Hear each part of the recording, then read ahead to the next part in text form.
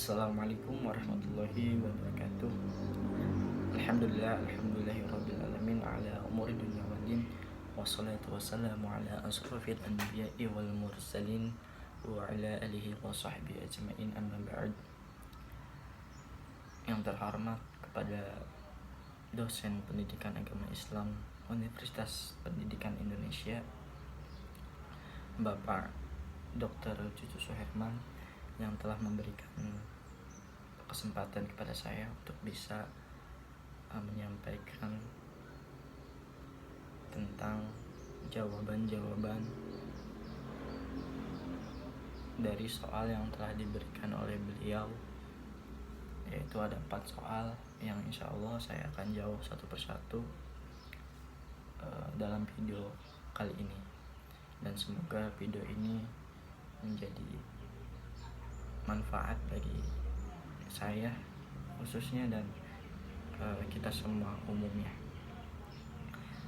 Baik, langsung saja saya akan menjawab soal-soal yang telah diberikan. Yang pertama itu jelaskan definisi agama secara bahasa dan istilah menurut para ulama, dan bagaimana Anda memaknai beragama dalam kehidupan Anda pribadi. Secara bahasa, agama ini berasal dari bahasa Sanskerta yang di situ ada huruf A yang berarti tidak, dan kata gama yang berarti kacau. Jadi dapat disimpulkan bahwa agama itu tidak kacau atau teratur, karena pada hakikatnya agama adalah pedoman yang sifatnya mengatur ketatanan kehidupan yang ada di muka bumi, termasuk manusia. Lalu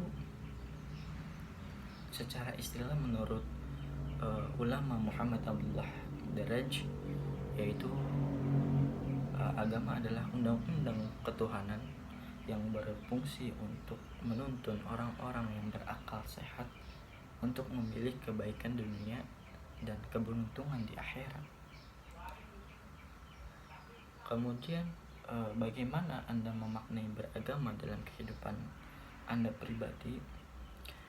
Menurut saya pribadi, agama itu sangat penting dan agama itu merupakan kebutuhan hidup. Sebagai manusia, agama itu bisa menjadi pedoman dalam berbagai hal, pedoman dalam bersikap, dalam bertingkah laku, agar kita itu selalu berada dalam koridor yang benar. Benar menurut siapa? Benar menurut ajaran Islam, benar menurut syariat-syariat Islam. Jadi agama itu sangat penting bagi kehidupan. Lalu pertanyaan kedua itu, apa arti Islam dan bagaimana cara memahami agama Islam yang efektif menurut Anda, dan apa yang orang tua ajarkan atau arahkan kepada Anda sehingga Anda bisa menjadi seorang muslim yang baik.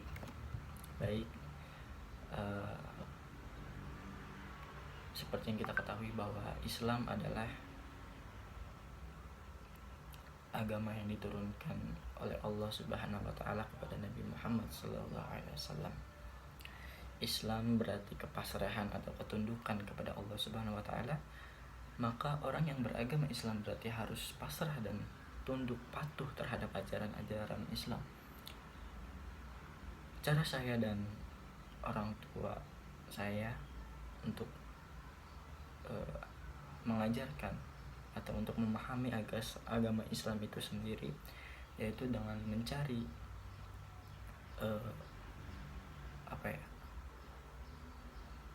sekolah-sekolah yang berbau Islam. Bukan berbau ya, maksudnya itu yang pelajarannya itu banyak yang mengajarkan Islamiyah di dalamnya itu. Seperti waktu saya SD itu saya bersekolah, selain sekolah dasar saya juga sekolah madrasah aliyah, dan di situ saya mendapatkan ajaran-ajaran Islam itu. Lalu ketika setelah sholat maghrib saya itu pergi mengaji. untuk bisa mengaji dengan lancar, dengan sesuai kaidah-kaidah membaca Al-Quran, sehingga saya bisa merasakan kenikmatan membaca Al-Quran dan lain sebagainya.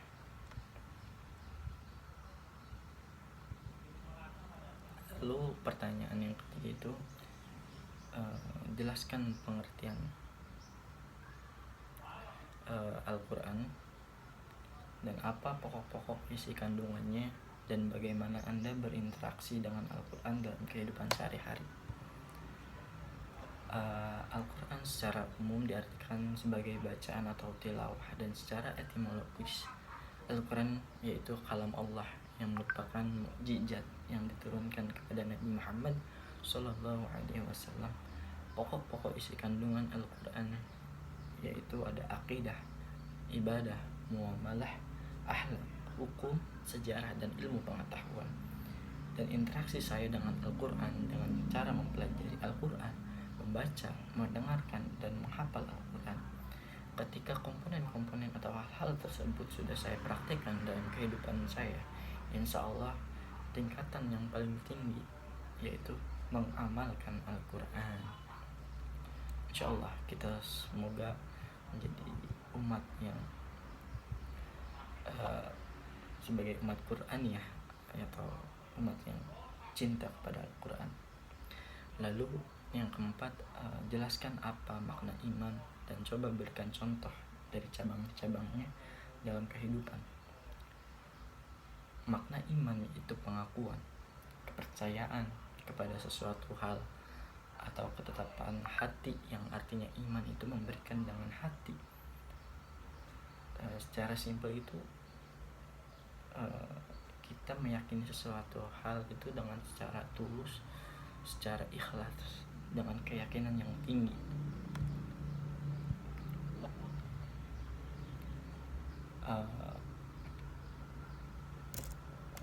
Dengan keyakinan yang tinggi melalui pengucapan dengan lisan dan hati. Lalu maksudnya pengamalan dengan anggota tubuh. Contoh iman itu iman kepada Allah, iman kepada Rasul, iman kepada malaikat, iman kepada Al-Quran, iman kepada qada dan qadar, iman kepada hari akhir. Dan ketika kita sudah mengimani hal-hal tersebut, kita percaya itu. Bahkan ketika orang non Islam ketika mau masuk Islam itu harus membaca syahadat, asyhadu alla ilaha illallah, tidak Tuhan selain Allah.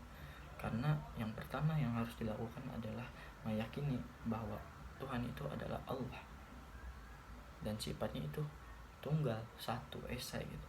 Tidak boleh disamaratakan, tidak boleh ada yang menyainginya, karena Allah adalah maha segalanya. Itu teman-teman.